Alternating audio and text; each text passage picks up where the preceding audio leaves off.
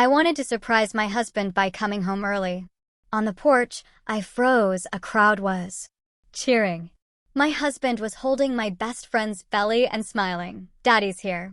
Okay, buckle up, because this isn't just a story about a bad marriage. It's about a seismic betrayal that shook my entire world, and the ice-cold, methodical way I rebuilt it from the ashes. My wedding ring caught the autumn sunlight, a familiar sparkle across the dashboard as I gripped the steering wheel. 4 days early, the thought brought a genuine smile to my lips. 11 months abroad, missing milestones, and now I was finally home, ready to surprise Logan. There was Anderson's Hardware, its sign still crooked, and the corner bakery where he proposed 15 years ago. St. Michael's, where we said our vows. In my purse, the Alaska travel brochure, Logan's dream destination, finally within reach thanks to all those extra consulting projects I'd taken. Missing our anniversary last month almost felt worth it, just imagining the look on his face when I showed him the tickets. "Just a few more minutes," I whispered, anticipation buzzing as I turned onto Maple Drive. My mother-in-law Dorothy's colonial-style house came into view, crisp white paint gleaming. I slowed, savoring the familiar sight, then froze. Teal and orange balloons danced in the autumn breeze, dozens of them tied to the porch railings and mailbox. A handmade banner stretched across the front of the house, its careful lettering visible even from the street. "Welcome, baby Lucas. Welcome, baby Lucas." My hands started to shake. I pulled over, my brain refusing to process what I was seeing. Dorothy didn't know anyone having a baby. Unless. I glanced at the passenger side mirror. 3 cars I recognized: my mother's silver Lexus, Brianna's red Volkswagen, and Logan's black truck. Brianna, my college roommate, my maid of honor, the woman who held my hand through 3 years of fertility treatments and sat with me in the hospital after my miscarriage. My stomach lurched, a sickening twist of dread. I parked behind a minivan I didn't recognize, my movements mechanical, numb. The click of my car door sounded deafeningly loud. Around me, autumn leaves skittered across perfectly manicured lawns, a normal suburban afternoon that had just spiraled into a nightmare. The side door wasn't locked. Of course not. Dorothy never locked it during parties. Laughter and conversation spilled from the living room, a chorus of familiar voices that twisted something sharp in my chest. I moved silently through the kitchen, muscle memory guiding my feet around the creaky floorboard. Near the pantry. "The nursery is coming along beautifully," my mother's voice, warm with approval, floated into the kitchen. "Logan's always been so handy." I stopped breathing. "He's painting the second-floor room this weekend." Brianna's voice, somehow both familiar and utterly foreign. We just couldn't wait any longer. The second-floor room. The one I decorated 3 years ago in soft yellows and greens. Before the miscarriage that shattered everything. The room I couldn't bear to look at afterward. That Logan promised to keep untouched until I was ready to try again. A teacup sat abandoned on Dorothy's antique sideboard. I picked it up, needing something solid to hold, needing to anchor myself. Through the doorway, I saw them all. About 30 guests mingling, my mother and Dorothy, fussing over wrapped presents, and then Brianna perched in Dorothy's favorite armchair, one hand resting on a very pregnant belly. "Here comes Daddy with the paint samples," someone called out, and Logan appeared from the hallway, a fan of color swatches in his hand. He moved behind Brianna's chair, wrapped his arms around her shoulders in a gesture so tender it stole my breath. "Just picked out the crib together last week," he said, pride evident in his voice. "One of those modern convertible ones that grows with the baby." The teacup slipped from my numb fingers. It hit the hardwood floor with a sharp crack, a sound like breaking bones. Every head turned. Every conversation stopped.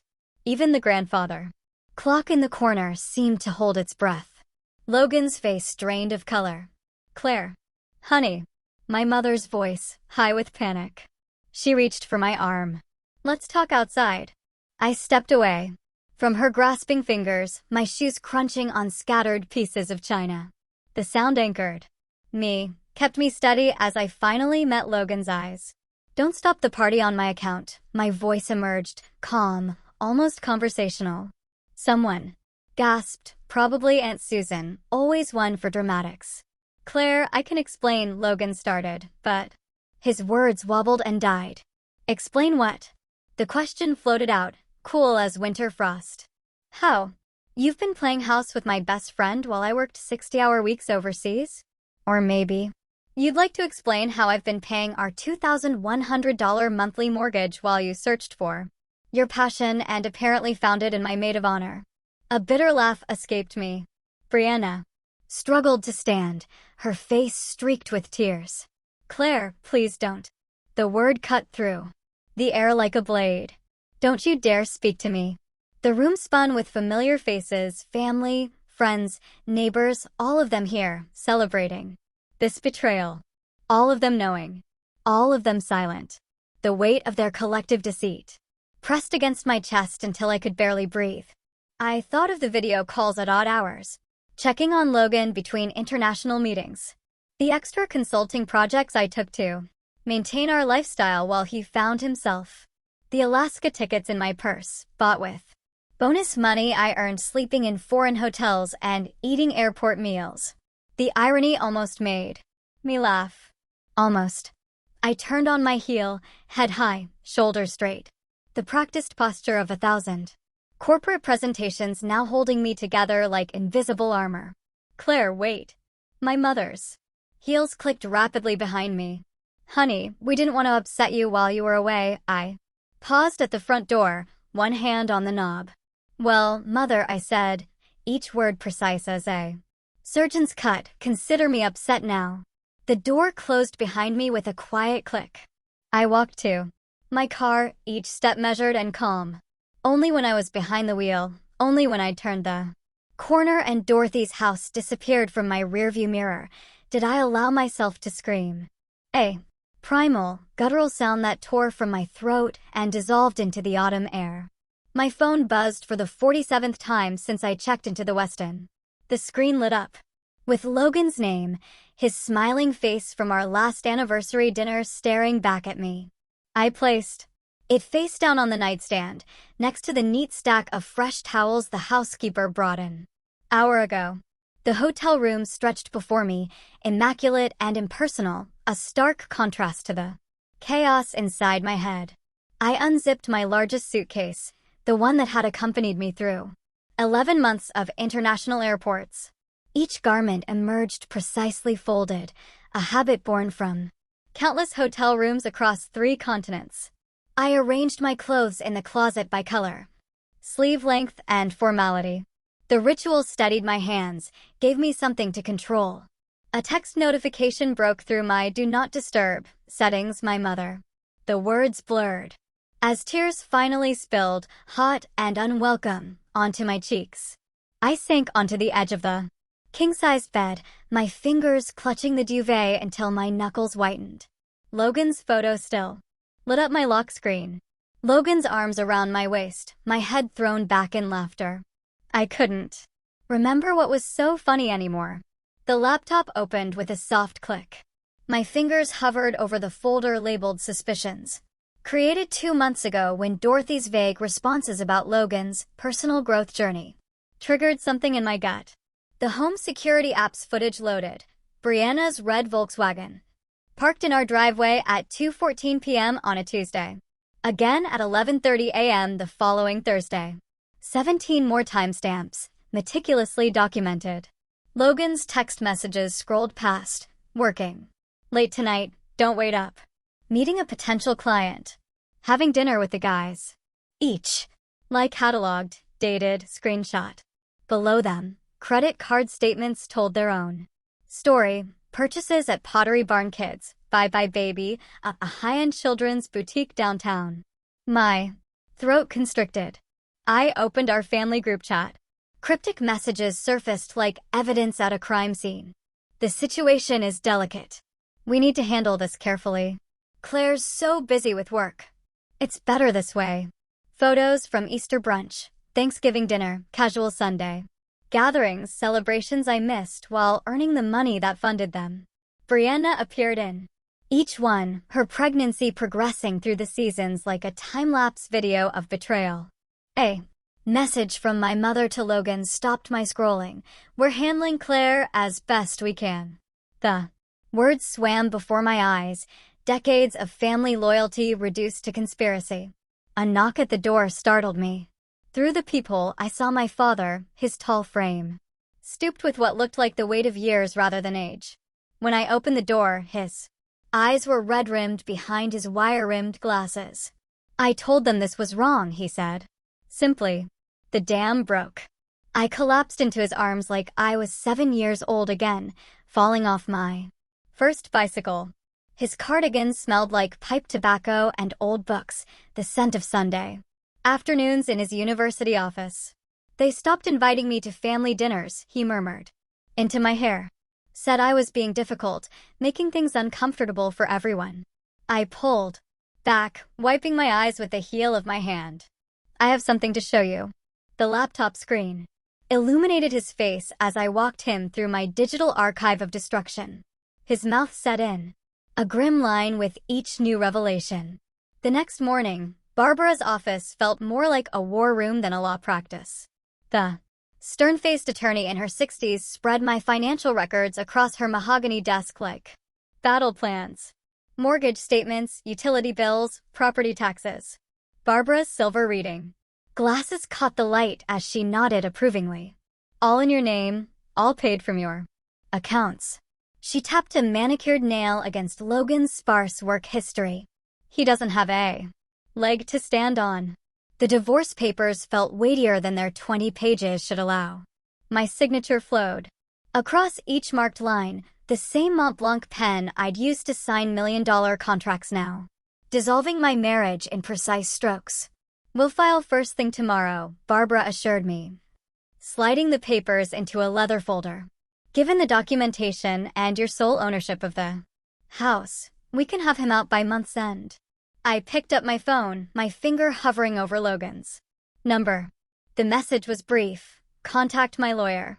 Block contact. Delete thread. The action felt like cauterizing a wound. Later that day, my mother arrived as I was reviewing property listings online. Her rapid knocking echoed through the hotel corridor. Claire Elizabeth Wilson, open this door. Immediately, I took my time walking to the door, smoothed my hair, adjusted my collar. She burst in like a storm front, designer handbag swinging. You can't throw away 15 years of marriage, she declared, hands planted on her hips. What will people think? I didn't throw it away. My voice remained steady, a skill honed in boardrooms. He did. You'll regret this when you're alone at our age. Her lips pursed, the same expression she wore through my teenage rebellions. I met her eyes. Like you regret staying with Dad after his affair 30 years ago? The color drained from her face. For the first time in my life, my mother had nothing to say. My phone buzzed again. Logan's 12th new number this week. I clicked the screen without reading the message, adding it to my blocked list with the others. Through my hotel window, morning sunlight bathed the parking lot where security had removed him yesterday, his hands raised in surrender as he stumbled backward, still calling my name. The bouquet he sent filled the room with a cloying sweetness. Pink roses. He always forgot I preferred white. The card trembled in my fingers, for the baby's sake. Please. Such careful penmanship, as if beautiful handwriting could mask ugly choices. Another delivery at the front desk, Ms. Morgan. The concierge's voice crackled through my room phone. Would you like me to send it back? My voice stayed steady, practiced from a dozen similar calls. And Patricia? It's time to update the restricted visitors list. I pulled up my banking app, muscle memory carrying my fingers through the familiar steps. Logan's name vanished from our joint credit card with a single tap. Next came Netflix, then Spotify, then our shared cell phone plan. Each digital severance felt like cutting a string, watching a balloon drift away into the endless blue. The diner's bell chimed as I pushed through the door, breathing in the familiar scent of coffee and bacon. Dad sat in our usual booth, his crossword puzzle already half finished. His eyes crinkled behind wire-rimmed glasses as I slid into the cracked vinyl seat. "You look better this week." He folded his newspaper with careful precision. "Less shadows under your eyes. Dr. Martin says I'm processing well." I stirred cream into my coffee, watching it cloud the dark liquid. "She specializes in betrayal trauma. It's like a house fire, you can't save everything, but you can choose what to carry out." Dad nodded, his silence a comfortable blanket. "We developed this ritual 3 weeks ago, Wednesday breakfast, far from the family haunts where Mom might corner us with her lectures about forgiveness and second chances. Catherine called last night." The words slipped out between sips of coffee. "She has a guest room in Portland. Says the consulting firm's West Coast office is expanding." Portland. Dad tested the word like a new flavor. "That's a fresh start if I ever heard one." My phone lit up. "Logan's sister Rachel. Just so you know, I get it. What they did. I couldn't look Mom in the eye for weeks after I found out. Call if you need anything." A laugh bubbled up, surprising us both. Dad raised an eyebrow. "Logan took a job delivering packages." I showed him the text. Guess that philosophy degree finally came in handy. His startled chuckle mingled with mine, the first real laughter I'd felt in weeks. Outside, an elderly couple walked past hand in hand, matching gray heads bent together in conversation. Something twisted in my chest, not quite pain, not quite longing. "I carried him for years." The words emerged slowly, weighted with realization. Through the failed art gallery, the unfinished novel, the yoga teacher training he abandoned after 2 classes. I thought I was being supportive, but you were just enabling. Dad's voice held no judgment, only understanding. My journal lay open on the table between us, its pages filled with the neat handwriting I inherited from him. Today's entry stared up at me. "I've been alone in my marriage for years. Now I'm just alone on paper." The financial advisor's office smelled like leather and lemon polish. Martha peered at my retirement accounts over silver-rimmed glasses, her gray curls bouncing as she nodded. "We'll move everything into your name only." Her fingers tapped efficiently across the keyboard. "The prenup you signed actually works in your favor here. Have you thought about the Portland position?" I pulled up the email from my boss. "They're offering partner tracks, better benefits, higher base salary, and distance." Martha's eyes met mine knowingly. "Distance is worth its weight in gold." My LinkedIn profile glowed on my phone screen. The cursor blinked where Pierce used to be waiting. I typed Morgan with steady fingers, letting my maiden name reclaim its space. The house key felt foreign in my hand as I parked in the empty driveway. Logan's delivery shift wouldn't end for hours. Inside, the silence wrapped around me like an old sweater, familiar but ill-fitting now. My heels clicked across hardwood as I walked room by room, cataloging what was mine. The living room art, all purchased with my bonuses. The kitchen remodel I paid for last spring. The master bedroom where the nursery door stood ajar. Yellow walls I painted myself 3 years ago peeked through the gap. My hand trembled on the doorknob. 1 breath. 2. I pushed it open. Teal and orange stripes replaced my careful neutrals. A half-assembled crib leaned against one wall, its instructions scattered across the floor like fallen leaves. I closed the door without stepping inside. In the master bedroom, I collected only what mattered most. Mom's pearls, my first business cards, and the photo album from before. The wedding dress hung in its garment bag like a ghost. I left it there, a silk and lace monument to what was already dead. The fluorescent lights of Marshall's pharmacy hummed overhead as I studied cold medicine labels. A sharp intake of breath made me turn. Brianna stood frozen in the vitamin aisle, one hand resting on her swollen belly. Tears filled her eyes. "Claire, please." Her voice cracked. "It just happened. We never meant, nothing just happens for 7 months." My words sliced threw her excuses with surgical precision. He loves me. She stepped forward, desperation, etching lines around her mouth. But he needs your forgiveness to move on. We both do. I returned the cold medicine to its shelf, suddenly too tired for this conversation. Then I guess he'll never move on. The next morning, the envelope from Logan's lawyer landed on my desk with a soft thud. Barbara's reading glasses perched on her nose as she scanned the contents, her smile growing wider with each page. He's contesting the divorce.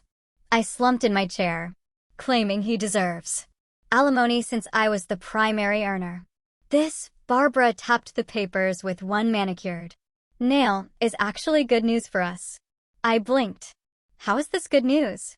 Because, she spread the documents like playing cards, he just handed us exactly what we needed. By claiming he supported your career by maintaining the home, he opened the door for us to present evidence of exactly how little maintenance he did. Your records of paying every bill, his string of abandoned projects, the mortgage solely in your name. Her smile turned predatory. He doesn't realize it yet, but he just lost everything. The steering wheel felt cool under my palms as I parked across the street from what used to be our home. 3 months since I walked in on that baby shower, and the autumn trees had shed their leaves, leaving skeletal branches against a pewter sky. A sheriff's deputy stood on my front porch beside a man in a charcoal suit, clutching a leather portfolio. Right on schedule. Logan opened the door in wrinkled khakis and an untucked Oxford shirt, his hair sticking up like he just rolled out of bed. Behind him, Brianna hovered in the foyer, one hand resting on her swollen belly. The sight no longer twisted my stomach the way it did 3 months ago. What's going on? Logan's voice carried across the quiet street. Who are you people? The deputy adjusted his stance. Sir, we're here to serve an eviction notice. The mortgage on this property hasn't been paid in 3 months. Eviction? Logan's face drained of color. This is my home. You can't. His eyes scanned the street and locked onto my car. He jabbed a finger in my direction. She's right there. She's doing this. The bank representative cleared his throat, opening his portfolio. Mr. Pierce, according to our records, the property is solely in MS Morgan's name. Without payment or written agreement, you vindictive bitch. Logan started down the front steps. The deputy moved to intercept him, one hand raised. Sir, please stay calm. Brianna waddled onto the porch, her floral maternity dress fluttering in the November wind. Claire. Her voice cracked. Claire, please. You can't do this to us. Have some compassion, think about the baby. I rolled down my window 2 inches, just enough for my voice to carry.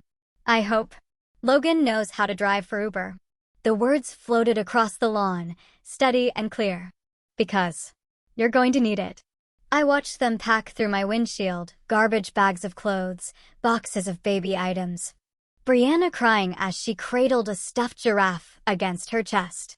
Logan slammed the trunk of his car 3 times before it latched over their hastily gathered belongings.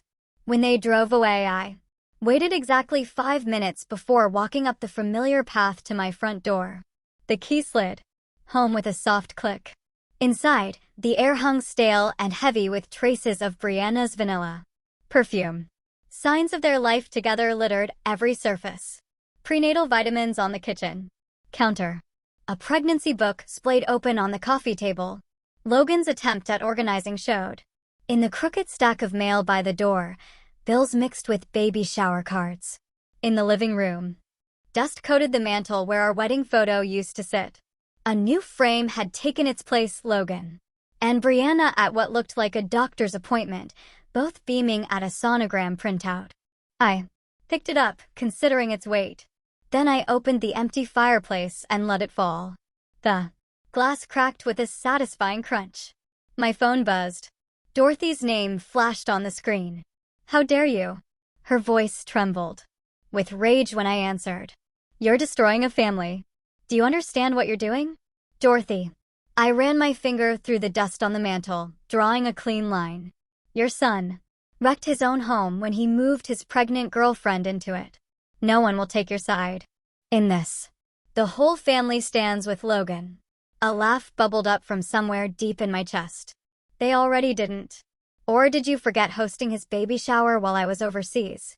I ended the call and moved through the house, opening windows. Fresh air rushed in, carrying the crisp scent of approaching winter. In the kitchen, I found a pile of mail, baby shower invitations with my name scratched out, a sympathy card from my colleagues at the consulting firm, an email printed out from a mutual friend warning Logan that I'd turned vindictive. The doorbell rang. Barbara stood on the porch, her silver hair gleaming in the afternoon sun, a thick folder tucked under her arm. The judge laughed. What? Logan's alimony claim. She stepped inside, her practical pumps clicking on the hardwood floor. When I showed the documentation of your income covering all expenses while he found himself, the judge actually laughed out loud. Shortest hearing I've had in 20 years of practice. The signed dismissal felt light in my hands, just a few pieces of paper ending 15 years of marriage. I traced the judge's signature with my fingertip, remembering the weight of my own signature on our marriage license, the promises we made that day in St. Michael's. You did the right thing, Barbara said softly. I looked around the empty living room, at the space Logan and Brianna tried to fill with their new life while the ghost of my old one lingered in every corner. I know. The letter arrived on a Tuesday morning, Logan's familiar handwriting slanting across the cream envelope. I ran my thumb across my name, written without my married title, a small detail that might have hurt months ago, but now just felt correct. I settled into the window seat, autumn sunlight warming my shoulders as I unfolded 3 pages of desperate pleading. Logan's words stumbled over each other, ink smeared in places where his hand must have shaken. I know I messed up Claire, but she seduced me. You were gone so much, working all those hours, and Brianna understood how lonely I was. My lips curved into a smile devoid of warmth. Of course. He blamed Brianna now. I fed the pages into my new shredder, watching them turn to confetti. The sound reminded me of applause. A knock at the front door interrupted my thoughts. Through the peephole, I spotted my mother and Aunt Susan on the porch, clutching what looked suspiciously like a devotional book. Claire, honey, my mother's voice carried through the door. We know you're home. I counted to 10. Before opening the door, remembering Dr. Martin's advice about setting boundaries. This is unexpected. We brought tea. Aunt Susan held up a tin of Earl Grey like a peace offering. And some spiritual guidance. 5 minutes later, they were sitting in my pristine living room, steam rising from delicate cups I'd bought to replace the wedding china.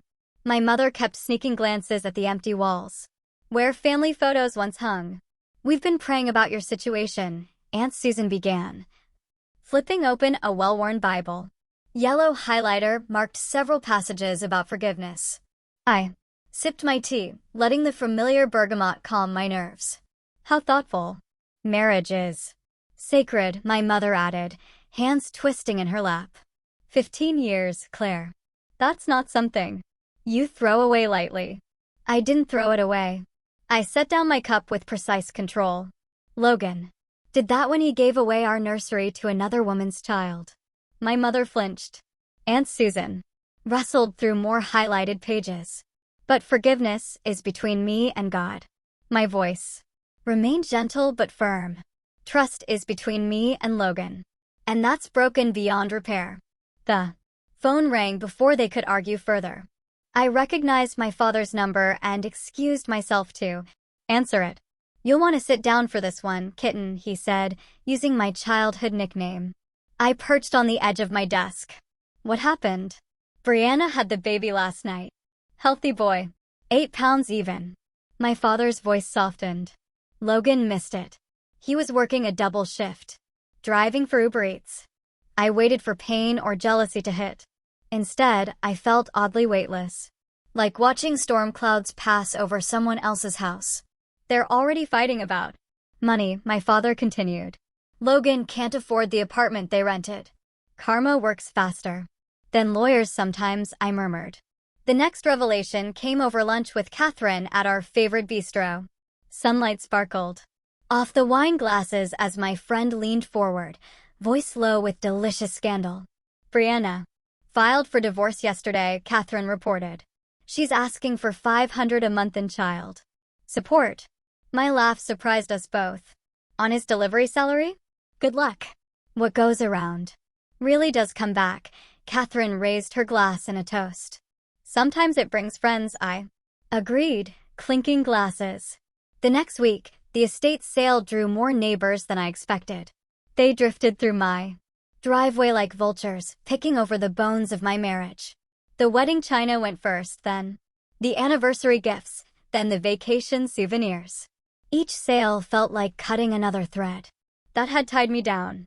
Mrs. Anderson from next door bought the leather armchair Logan always claimed as his spot, even though my salary had paid for it.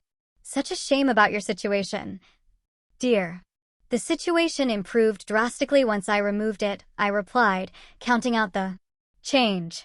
A familiar black truck crawled past the house, Logan's face visible behind the wheel. He watched people carry away pieces of their shared life, but didn't stop. I turned back to my cash box, refusing to give him the satisfaction of my attention. Finally, after 2 weeks of preparations, the Portland apartment felt like a fresh page in a new journal. Sunlight poured through uncurtained windows as I walked the empty rooms with my realtor, measuring spaces in my mind. Will anyone be joining you, Mrs. Pierce? The realtor's pen hovered over her clipboard. It's Ms. Morgan now. I smiled, studying the kitchen's clean lines. And no, just me. I'd already chosen new furniture, ordered to my exact specifications. No compromises, no consulting anyone else's taste. The thought sent a shiver of pleasure down my spine. The final legal notice arrived by certified mail. Logan appealed the divorce settlement, claiming he supported her career by maintaining their home during her business trips. My laugh echoed in the empty apartment. Barbara, my lawyer, sounded positively gleeful on the phone. The judge took one look at our documentation and dismissed it. You kept every receipt, every bank statement, every corporate reimbursement form. It's beautiful. I learned to document everything. After the first time he lost our tax records, I said. The final hearing passed quickly. I wore my lucky blazer, the one I saved for closing $1 million deals. Logan's shoulders hunched in an ill-fitting suit as the judge systematically dismantled his claims. The court finds no evidence of material contribution to household expenses or career advancement, the judge concluded. Petition for appeal denied. I walked past Logan without a glance, my heels tapping a victory march on the courthouse floor. I felt his eyes following me, but his gaze held no more power than a shadow at noon. Outside, autumn painted the trees in triumphant colors. I tilted my face to the sun, breathing in air that tasted like freedom. My phone buzzed with a text from my father. Proud of you, kitten. I smiled, typing back, taking myself to dinner to celebrate. Love you. Later that night, the hostess at my favorite restaurant led me to a quiet corner table. Just one tonight? I ordered champagne, remembering all the times I'd eaten alone in hotel rooms while paying Logan's bills. Just one, I confirmed. And that's exactly perfect. The breeze carries the scent of fresh paint through my Portland apartment as I adjust the angle of my latest watercolor, a sunrise over Mount had captured during last week's painting class. Beside it hangs a photo from my solo trip to Denali, my smile genuine as I stand against the backdrop of snow-capped peaks. No trace remains of the life I left behind a year ago, not even a stray coffee mug or forgotten book. I step back, checking the alignment. The morning light streams through windows I insisted on when choosing this place, catching the crystal vase where fresh peonies bloom. Friday's flowers, my weekly gift to myself. My phone buzzes. Dad's smiling face fills the screen as I answer. The book club loved your recommendation, he says, his voice carrying the warmth I've come to associate with his new retirement community. Though Martha thinks Hemingway was a bit of a blowhard. Martha's not. Wrong. I curl into my favorite reading chair, the leather still stiff and new. How's the arthritis? Better since I started those Tai Chi classes. Speaking of which, Dr. Martin thinks I should try it too. Oh. I trace the chair's armrest, remembering our last session. We're focusing on future plans now. She says I'm ready. You are. The pride in his voice wraps around me like a blanket. You always were stronger than you knew. My phone pings with a text notification. Brianna's name appears and my stomach tightens, not with pain anymore, just weary recognition. Dad, I need to go. Talk next week. After we hang up. I open the message. I know I have no right to ask. The words blur as I read about Logan's missed child support payments, about her struggles with baby Lucas. My finger hovers over the delete button. Instead, I type, I wish you and Lucas well, but our paths diverged a year ago. Send. Block. Breathe. The kitchen timer chimes. The scent of roasting turkey fills the apartment as I check the oven. 6 friends coming for Thanksgiving dinner, my first time hosting since the divorce. No. Wrestling with Logan's mother's dry stuffing recipe or enduring his complaints about my cranberry sauce being too tart. My father arrives first, his silver hair neatly combed, carrying a bottle of my favorite Pinot Noir.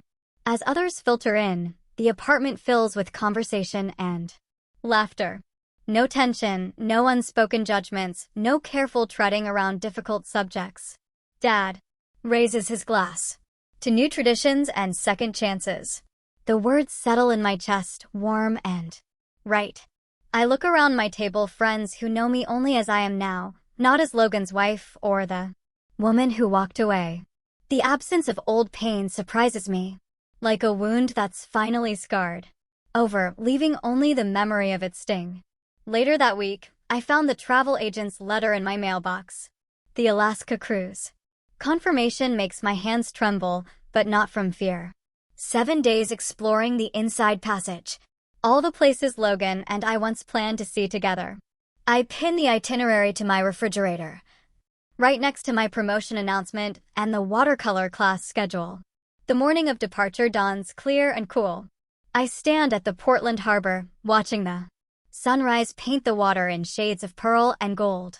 My wedding ring weighs heavy in my pocket. I'd found it last night while packing, tucked away in a drawer I rarely open. Seagulls will overhead as I pull it out. The sapphire catches the light, sparking memories of a younger woman who wore it with such hope. I kiss it once gently, then draw my arm back. The ring arcs through the air, catching one final glimmer of sunlight before disappearing beneath the waves.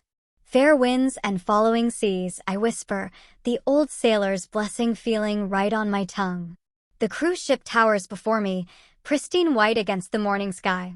The captain greets me with a warm smile as I board, my single suitcase rolling smoothly behind me. I explore the decks with unhurried steps, noting the library, the art studio, the dining room where I'll sit with strangers who might become friends. In my cabin, I unpack my journal, leather-bound, a gift to myself when I sign the lease on the Portland apartment. The blank page waits, clean and full of possibility. Like the horizon stretching endless and bright before the ship's bow. Like the life I've chosen to write for myself, one word at a time.